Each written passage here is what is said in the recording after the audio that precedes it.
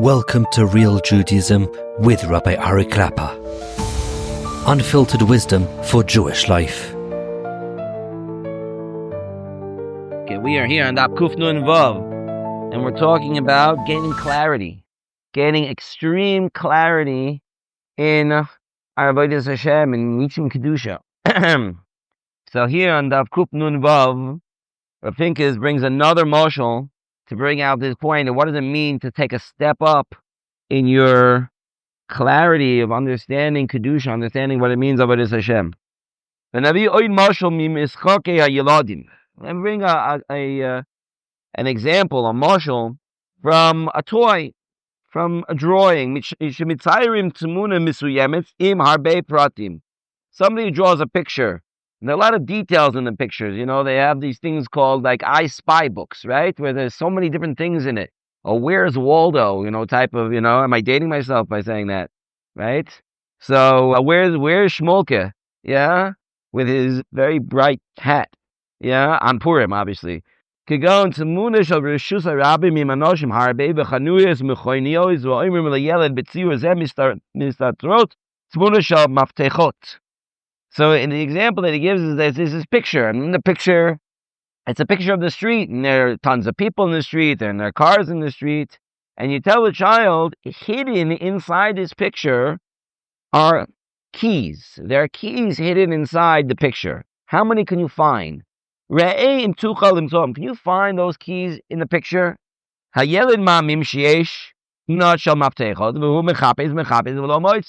He starts searching. And he can't find them. They have these in the magazines sometimes, like the kids' page, where they say, find the following items in this picture. Can you find the triangle hat? Can you find the chauffeur? Here, can you find the keys in this picture? But this little child, he's not so sharp with his finding abilities. And maybe sharp in other areas, but looking for these keys, these minute keys in the picture, he can't find them. And he starts to cry. I can't find them. It's too hard. Tir liotam, show me where they are. So the Abba laughs for a second, and he shows him. He starts showing him. You see, one is over here, and one's over here. We look over here, you see it over here, you see it over there. But then the adult turns around and he says to the child, really, there aren't any. After he showed him where all the keys are, there really aren't any keys in the picture. What's the child going to say back? What do you think? I'm stupid? What do you think? I see them already. I see them in front of my eyes. If I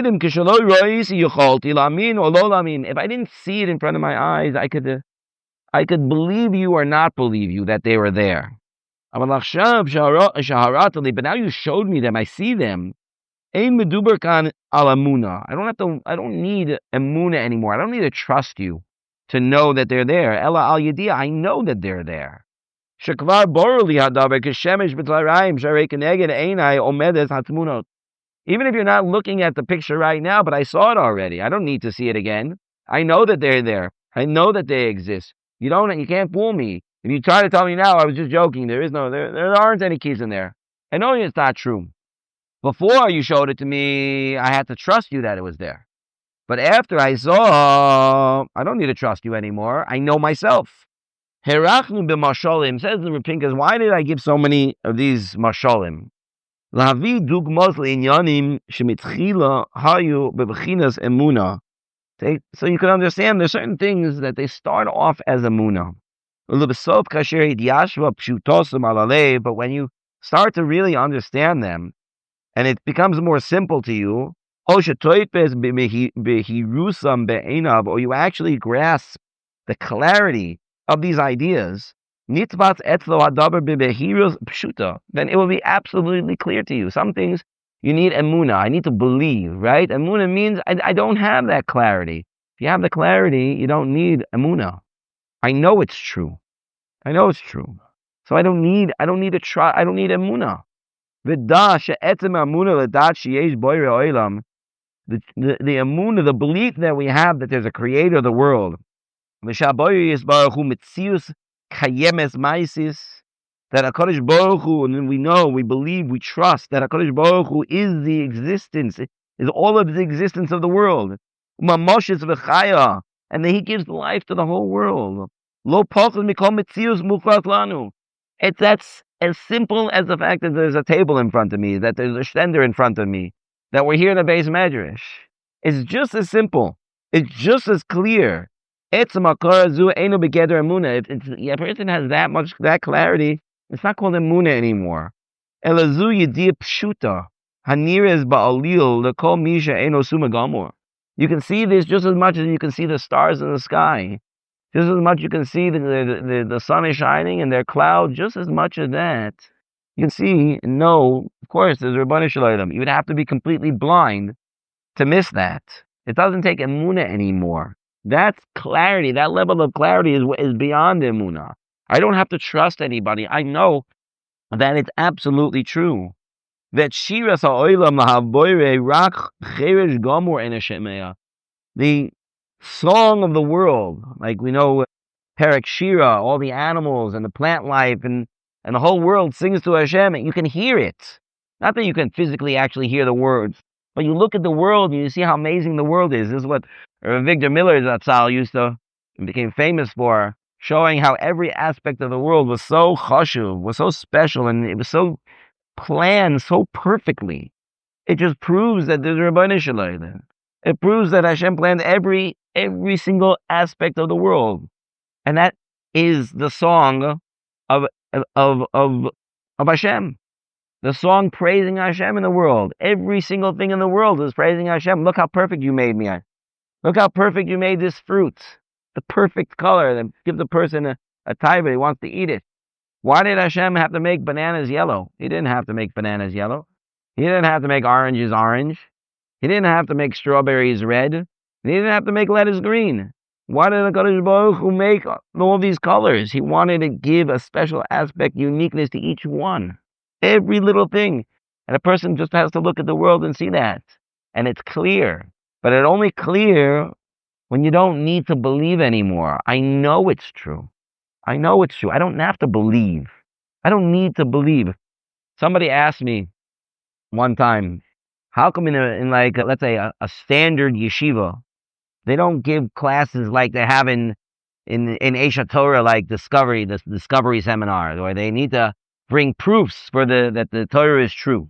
How come they don't have that? You know, maybe it would be beneficial for every single yeshiva to have something like this. So I said to him an answer. The answer that I said was very similar to what Pinkus is saying over here. Yes, it's true. Some people need those proofs. Some people are lacking. They don't have enough backing to believe. They're even before emunah. Why should I even believe? Right? There was a book. Rav Kellerman wrote a book called Permission to Believe. They're even before believe. They don't even have their emunah yet. So we need to give them permission to believe. But in a lot of your regular standing yeshivas, a regular yeshiva bacher is past that already. He doesn't have to worry about believing in Hashem. Now he needs to take it to the next level.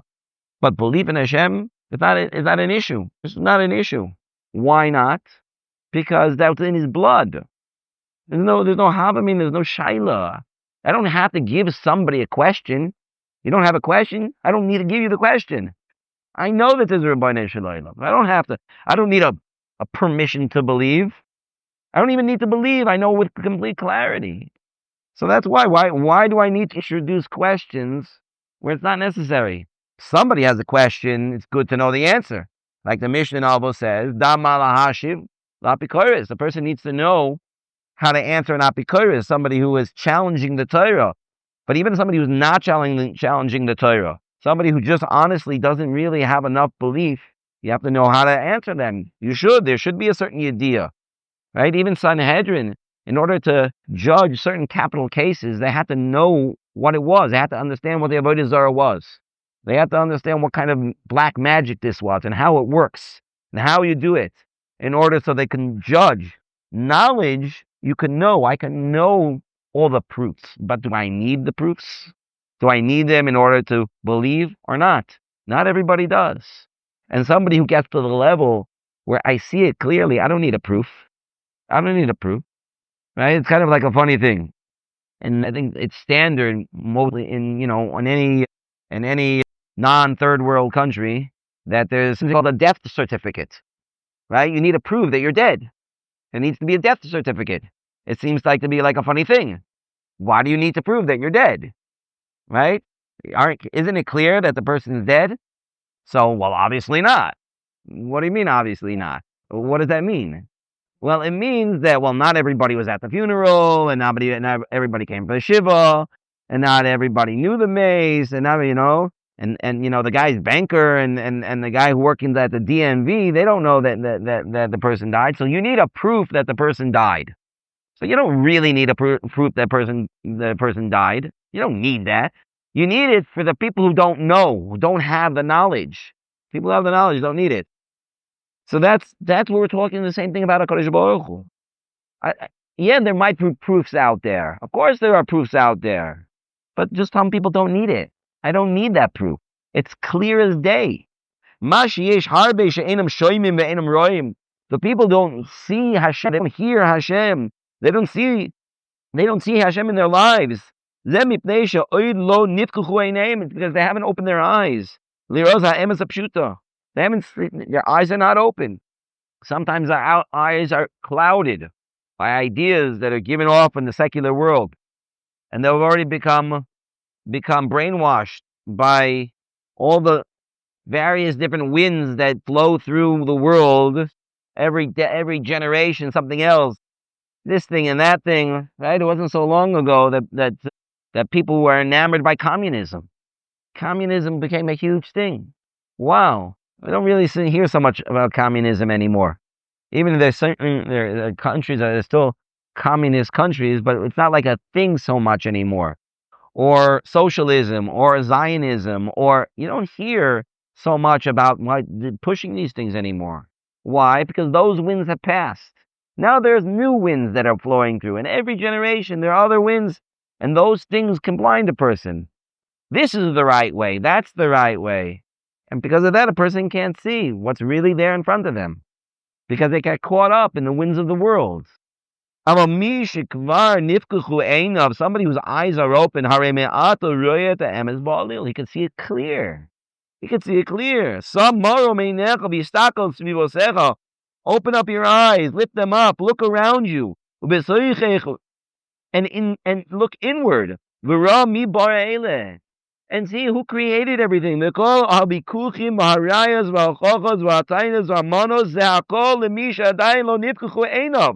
All the proofs that there are out there are only for the people who haven't opened their eyes. That's why they need to believe. It's a jump because it's not clear. But somebody who has grasped that and can totally, his eyes totally see the grasp of the truth, he doesn't need anything else. It's absolutely clear. Vishnei hashlavim elu. These two steps, the step first of emunah, and then the step of seeing something clearly, what the pasuk says in Devarim, in Parshas Devarim, actually it's Parshas V'eschanim, excuse me. V'adat hayoim, and you should know today, and you should put it on your heart. Ki Hashem hu Elokim. You should know, by the way, just so that you know, Hashem rules. Hashem is the all-powerful. Mitchila, we start off, Keshadam Roya, Oilam Malois, he sees the whole person, starts off and he sees the whole world. Shemayim Ba'arish, Shemesh V'yareach, right? He sees heaven and earth. He sees the sun and the moon. Im Eino Chacham Hamevin Midaitoi, Kimo Avram Avinu V'Talmidos Lo Yala B'Machshavos, Sheish Boyer, the Kolo Oilam Manipulazeh. If he's not thinking, he doesn't have the mind to try to recognize what is all this. He's not looking at this like Avram Avinu looked at it, or the Talmidim of Avram Avinu, which are all of us who are critical thinkers, who are wondering where did all this come from? If you're not like that, he's not going to see the Ribono Shel Olam. Because malamdim oisa b'cheder. And when they teach you, and when they teach the child in school, Bereshis bara Elokim, Hashem created the world. Ma'amin sheyesh Borei Olam. So he believes, he trusts. His teacher said it, and they come home from cheder, and his parents say it's also true, right? In my house on Friday night, so my wife started a new minhag. We started a new minhag. What's a minhag? And every Friday night we try that everybody has to go around the table saying thank you to Hashem for something that happened that week, and thank you to somebody else. It doesn't have to be somebody at the table. It can be somebody. And then as soon as you do that, you get a candy, and the person who sits next to you gets the candy. So it's a very popular activity that we have. Everybody gets 2 candies if you want, right? And my little 4-year-old son, he used to do it every week, but now he's become a little bit more, he's mixed it up a little bit. But there was a time he said, thank you, Hashem, for creating the world. Every week, thank you, Hashem, for creating the world. This goes into a little child with emunah peshutah. It goes in. That's what it means, you know. Does he really know? Does he have that clarity? No.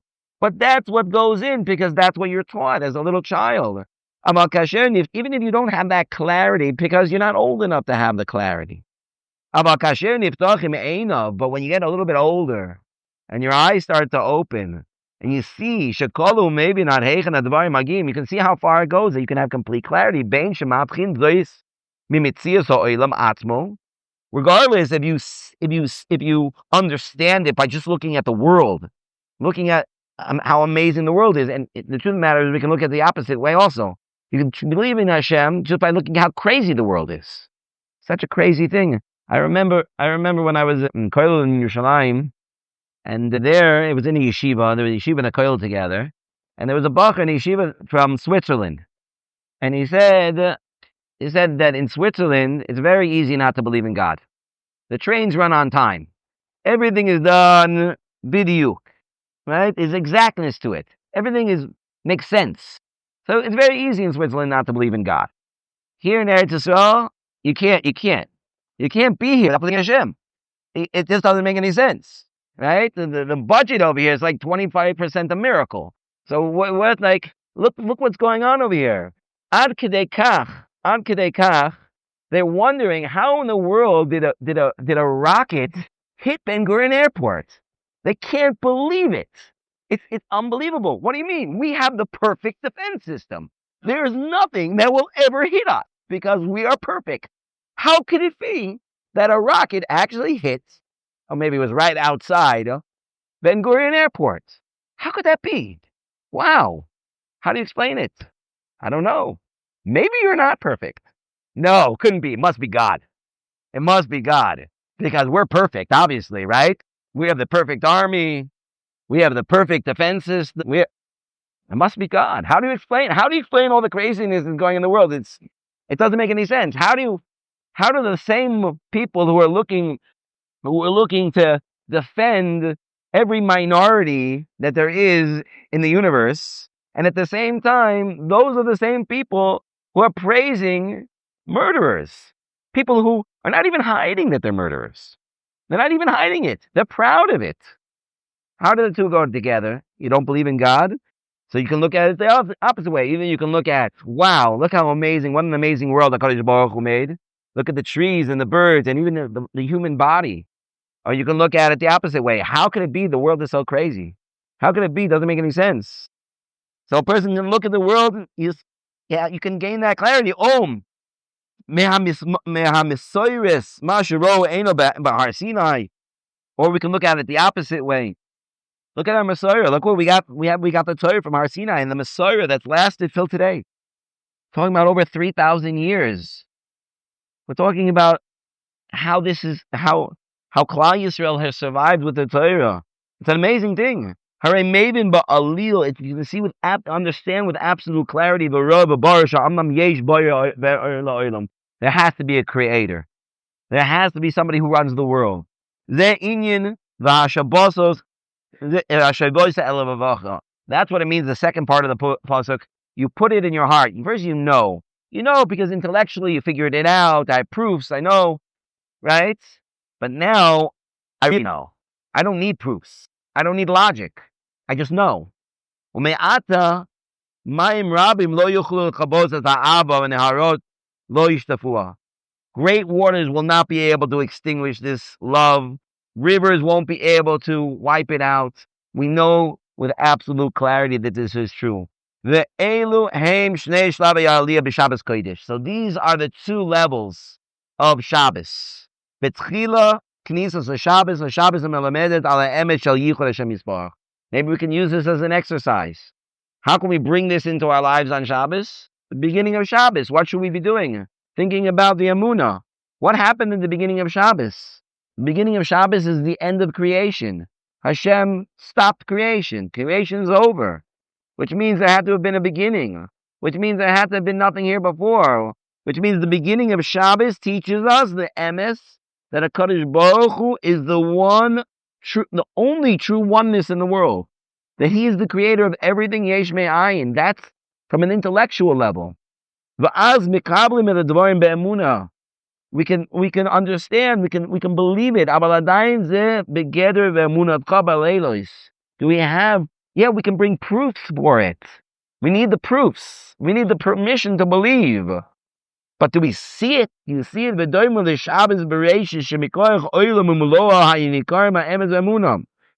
is what it means, Shabbos Bereshis, and that's why you say V'yichulu on Friday night. That through understanding, was anybody there? Yeah, Adam and Chava were there, Shabbos Bereshis. They were the only ones. Maybe Cain and Hevel also, according to measures, they were also alive already at that point. Cain and Hevel were alive. And we can see the emes and the emunah that comes from the very beginning of Shabbos. But when a person gets into Shabbos more, not just actually thinking about Shabbos, but actually moves into Shabbos more, the deeper you get into Shabbos, the Kedusha Shabbos mizgaberes, the Kedusha, the holiness of Shabbos gets stronger. A person can settle on a person much better. It can settle on you. This is something special. It's not just that I understand that HaKadosh Baruch Hu created the world, and I understand that He's one in Yesh Me'ai, and I understand all these things, and I believe them, but now, it becomes part of me. Upitom, and all of a sudden, Royim lefan of Olam Chai, Mahalu Mishabech L'Boiro. When that becomes settled into a person's heart, he sees it everywhere. I can see that. I can see this everywhere. Azu kvar begeder ri'iyas yoin. It's not night anymore. Night is hard to see, so you have to bring proofs. How do I know? How do I know this is the right way to turn, the right way to go? Oh, I remember this thing and that thing, but it's not clear. It's still dark. But when it becomes light, then it's clear. It's clear the Kedusha of Hashem. It's clear how HaKadosh Baruch Hu is part of everything in the world. Uboikro shel Shabbos, and therefore the morning of Shabbos, doimer the Shabbos matan Torah. That's comparable. It's not the Bereshis anymore, but it's the Shabbos of the giving of the Torah. Shero et ha'emes ba'atzpaklari ami'ira. When you saw Hashem, there were no questions anymore. There's just no questions. I don't need proofs. There are no questions. I think I told the story before, but it brings out this point also, that there was one time the Ramban had a Talmud. Forgot where I heard the story. Maybe I read it somewhere. I forgot where I heard it. The Ramban had a Talmud, and the Talmud was very, very sick, and he was dying. And he asked Rebbe, the Ramban came to visit him, Rebbe, I don't know, what did I do? What did I do? Why is Hashem taking me so young? Why? And the Ramban said, I don't know. I don't know why. But you know what? You're going to be an Olam Emes soon. And when you're an Olam Emes, if you do me a favor, come back and tell me what the answer is. Okay? Passed away. And I don't know how long it was later, he came to the Ramban in a dream, talking to him about what it's like there, and Olam Emes, what's going on. And the Ramban says to him in his dream, he says, so what's the answer to the question? Why are we taking him so young? So he said, I don't know what the answer is, but I'll tell you, over here there are no questions. It just disappeared. The question disappeared. I don't have a question anymore. There's just such a blinding clarity that you don't have any questions anymore. So, what's the answer? But there's a stira. How do you explain it? I don't know. There's not a stereo. Why not? I don't know why. But there is no stereo. That's that clarity, that level of clarity. How do you answer every single question? You know what? I can't answer every single question. There's some things we don't know. But I don't have any question. And that's okay. It's actually a higher level. Because when you're at that level, it's bliss. Because now I have complete clarity what I'm supposed to be doing with my life. I don't need any more proof. I don't feel a little bit like somebody told me once, when I'm 100% sure that's really when I'm going to start serving Hashem. That's a very silly thing to do, because we have to start even in the first level.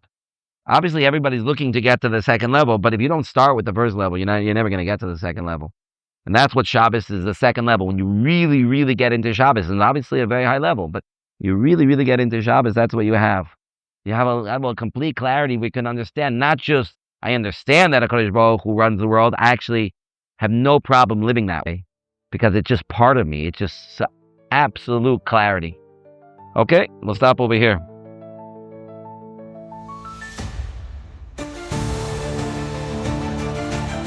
Thank you for joining Real Judaism, where we explore Torah's wisdom for real life. Created by J Foundations and produced by Eli Podcast Productions. Find more episodes at realjudaism.org and subscribe wherever you listen to podcasts.